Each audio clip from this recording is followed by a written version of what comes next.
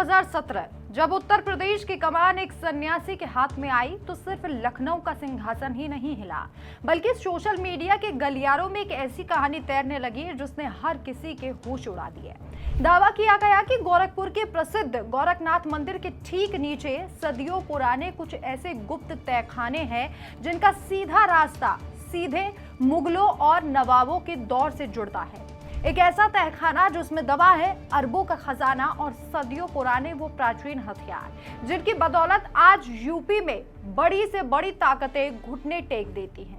Internet पर कुछ और यूट्यूब वीडियोस में तो थ्योरी यहां तक गढ़ी दी गई थी कि सीएम योगी आदित्यनाथ अपनी कड़क छवि, अपनी बेबाक प्रशासनिक शैली और बुलडोजर नीति जैसी बड़ी रणनीतियां इसी बंद कमरे में नहीं बल्कि इसी रहस्य और गुप्त तहखाने में बैठकर बनाते हैं। कहा जाने लगा कि इस पीठ के पास कोई ऐसी जादुई या गुप्त ताकत है जो इसे अजय बनाती है।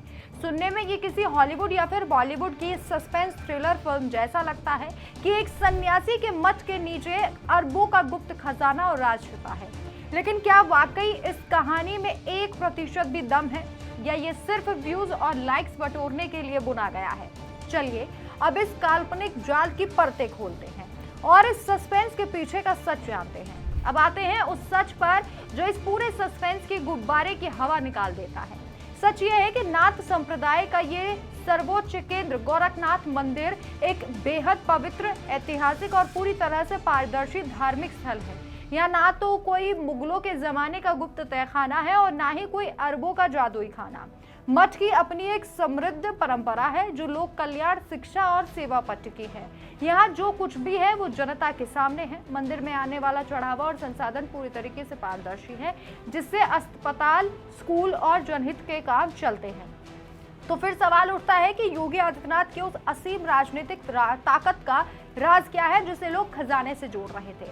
उसका राज किसी बंद तहखाने में नहीं बल्कि जनता के बीच है।